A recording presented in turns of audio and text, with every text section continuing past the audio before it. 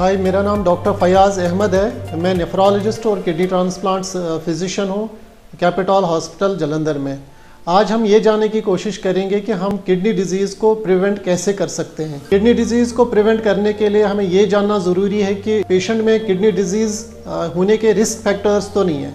Kidney disease के risk factors दो किस्म के होते हैं, एक प्रिवेंटेबल होते हैं और नॉन प्रिवेंटेबल होते हैं। जो नॉन प्रिवेंटेबल या नॉन मॉडिफाइबल रिस्क फैक्टर्स होते हैं उनमें एज, रेस और family history. Usually kidney disease elderly लोगों में ज़्यादा पाई जाती है और एज फैक्टर को हम मॉडिफाई कर नहीं सकते हैं। इसी तरह रेस है, जैसे अफ्रीकन पीपल में किडनी डिजीज़ ज़्यादा होती है compare to Asian and Europeans में, और इसी तरह एशियन लोगों में किडनी डिजीज़ रिलेटिवली थोड़ा ज़्यादा होती है compare to European people. So race को भी हम मॉडिफाई नहीं कर सकते हैं। और अगर किसी भी इंसान को किडनी डिजीज़, फैमिली में किडनी डिजीज़ की हिस्ट्री है, फैमिली हिस्ट्री को भी हम मॉडिफाई नहीं कर सकते हैं। लेकिन हमें ज़्यादा ध्यान देना है जो मॉडिफाइबल रिस्क फैक्टर्स है। मॉडिफाइबल रिस्क फैक्टर्स में जो मोस्ट इम्पॉर्टेंट दो रिस्क फैक्टर्स है वो ब्लड प्रेशर और डायबिटीज़ है। सो हमें ब्लड प्रेशर और डायबिटीज़ को डेवलप होने से प्रिवेंट करना है, या अगर वो डेवलप हो चुके हैं तो हमें स्ट्रिक्ट ब्लड शुगर और ब्लड प्रेशर कंट्रोल रखना है।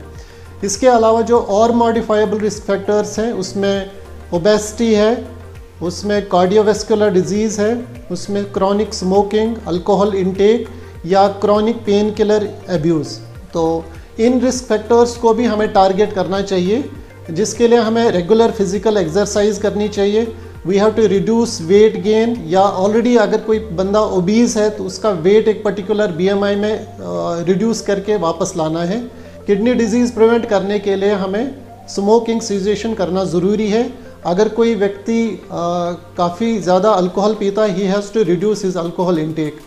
ये सारे रिस्क फैक्टर्स हैं जिनसे हम किडनी डिजीज़ को कम डेवलप होने से रोक सकते हैं, या उसका रिस्क जो है डेवलप होने का वो कम कर सकते हैं सिग्निफिकेंट। इसके अलावा ये भी ज़रूरी जानना है कि अगर ये जितने भी रिस्क फैक्टर्स मैंने मेंशन किए हैं, स्पेसिफिकली डायबिटीज़, हाइपरटेंशन, ओबेसिटी या family history of kidney disease, तो आपको ज़रूर किसी नेफ्रोलॉजिस्ट को विज़िट करके अपनी किडनी डिजीज़ को स्क्रीन करने की ज़रूरत है।